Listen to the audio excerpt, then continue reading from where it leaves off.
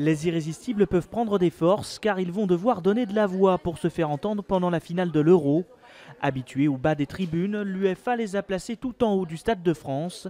Loin des joueurs et moins visibles par les autres supporters, il sera plus difficile pour eux d'enflammer la tribune réservée aux fans français. Ça fait 10 ans qu'on vit avec eux au plus près, dans des conditions en bas d'un virage derrière les buts. C'est de là que par l'ambiance, c'est comme ça que se forme un COP, c'est comme ça que les autres supporters voient qu'il y a une ambiance qui se met en place.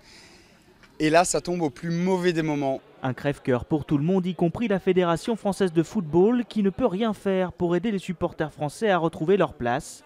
La billetterie de l'Euro est en effet exclusivement gérée par l'UEFA. Malheureusement, l'UEFA place les supporters de façon aléatoire.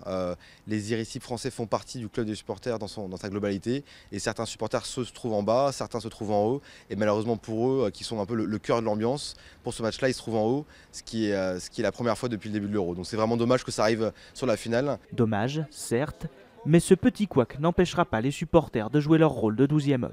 Ça va être un match fabuleux, on attendait ça, on est très fiers d'être en finale. C'est chez nous, on est à domicile. Si les joueurs sont aussi convaincus que leurs fans, on voit mal comment le trophée pourrait leur échapper.